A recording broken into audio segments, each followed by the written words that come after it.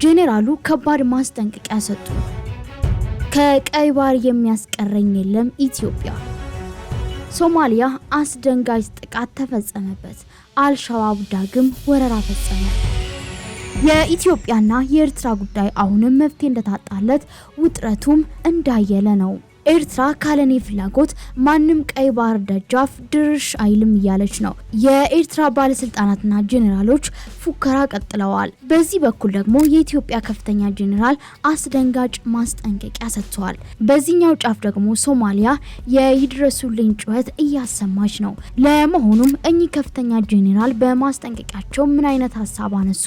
የሶማሊያ ጩኸትስ ከምን የመጣ ነው? ምስራቅ አፍሪካ ሌላ አደገኛ ውጥረት እየነገሰበት ነው።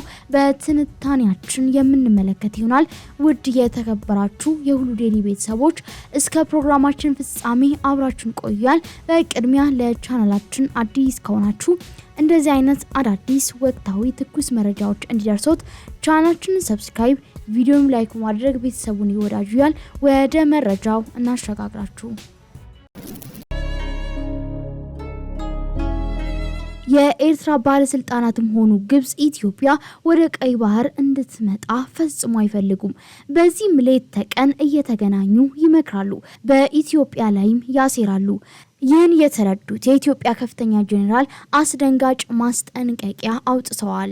ጄኔራሉ በቀይ ባህሩ ጉዳይ የሚንጫጩ እንዳሉ ገልጸው የጦር ኃይሎች ምክትል በልዩ ዘመቻዎች እዝ በስልጠና ላይ ለሚገኙት የሰራዊቱ አመራሮች በሀገራዊና ቀጠናዊ ጉዳዮች ላይ ማብራሪያ ሰጥተዋል። በማብራሪያቸውም አንዳንድ ሀገራትና አካላት የራሳቸውን ፍላጎት ለማሟላት የውስጥ ባንዳዎችን በመጠቀም ኢትዮጵያውያንን በተለያየ መንገድ በመከፋፈልና በማበጣበጥ አቅማቸውን እናዳክማለን ብለው ላይሳካላቸው ይደክማሉ ብለዋል። የጭንቅላታቸው ሀሳብ ደርቆ ለወዳቸው ያደሩ ጽንፈኞችና አሸባሪዎች ደግሞ የስልጣን ጥማቸውን ለማርካት ለስልጣን የሚያበቃ ሀሳብና ሀገር የማልማት እሳቤ ጠፍቶባቸው በጉልበት ስልጣን እናገኛለን ብለው ባንዳ ሆነው እንደሚያልፉም አንስተዋል። እኛ ደግሞ ብሔራዊ ሃይማኖትም ሳይከፋፍለን የሀገራችን እድገትና ከፍታ እንዲሁም የህዝባችን መለወጥና መበልጸግ ዓላማ አድርገን ጎጥን ሳይሆን ኢትዮጵያን የምናስቀድም ኢትዮጵያዊ ወታደሮች ነን ሲሉም አስገንዝበዋል። ጄኔራል አበባው በአሁኑ ሰዓት ስልጣን የሚያዘው በሀሳብ የበላይነት እንጂ በጉልበት አይደለም። እኛ መነሻችንም መድረሻችንም ህገ መንግስት ነው። ይህንን መነሻ በማድረግም ህግና ህገ መንግስታዊ ስርዓቱን ለማስከበር ሀገራችን የሚመጥን በትጥቅም በሰው ኃይልም የተደራጀ ዘመናዊ ሰራዊት ተገንብቷል። እንደ ልዩ ዘመቻዎች እዝም በኢትዮጵያ ታሪክ ታይቶ የማይታወቅ በርካታ ኮማንዶና አየር ወለድ ስፔሻል ፎርስ መገንባት ተችሏልም ብለዋል። ከሀገራችን ብሔራዊ ጥቅም ጋር በተያያዘም የኢትዮጵያን ብሔራዊ ጥቅም ለማስከበር በሰላም ከሚያምኑ ከሁሉም ጋራ በሰላማዊ መንገድ እንሰራለን። በጉልበት የሚመጣ ካለ ደግሞ የሀገራችንን ብሔራዊ ጥቅም ለማስከበር ሙሉ ዝግጅት አለን ሲሉም ተናግረዋል። በመጨረሻም እኛ ታሪክ ያለን የታላቅ አገር ሰራዊት ነን። ለቀጠናው ሰላም መስፈንም ትልቅ ድርሻና ኃላፊነት አለብን።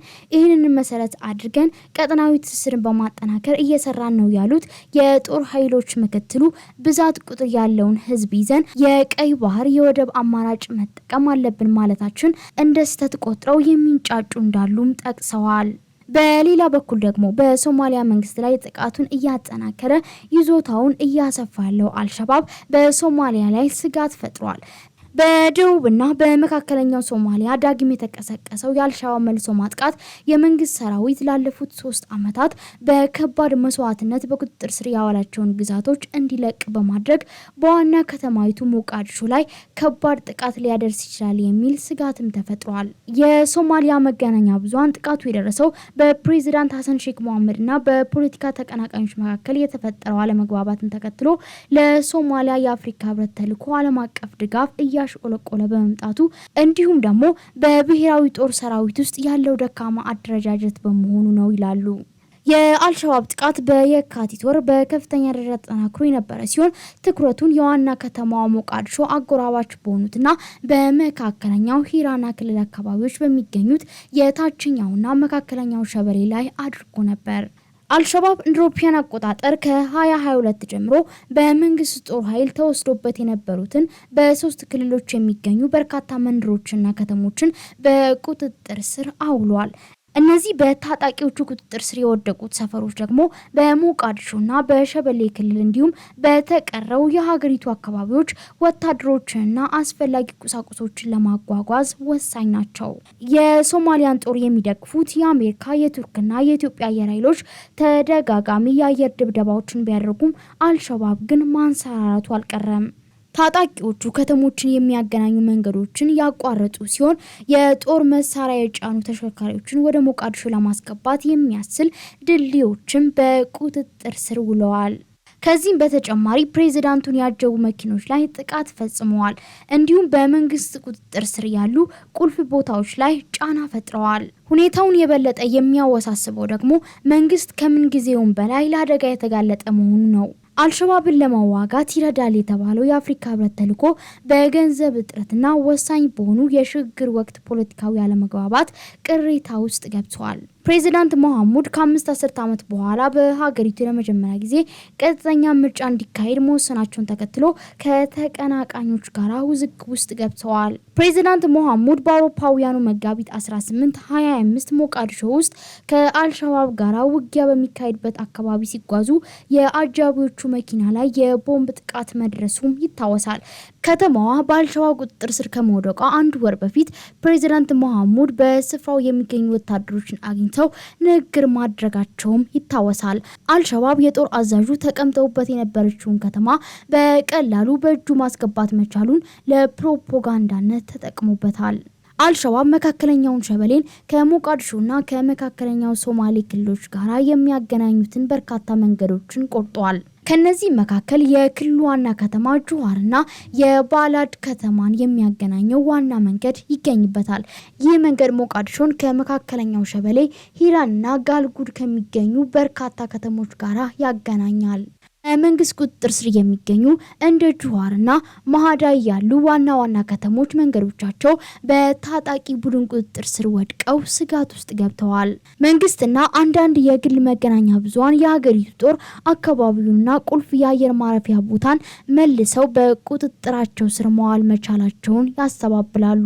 አብዛኞቹ በመጀመሪያ በመንግስትና በተባባሪ የጎሳ ታጣቂዎች በ22ና 23 ከእጁ የወጡ ነበሩ።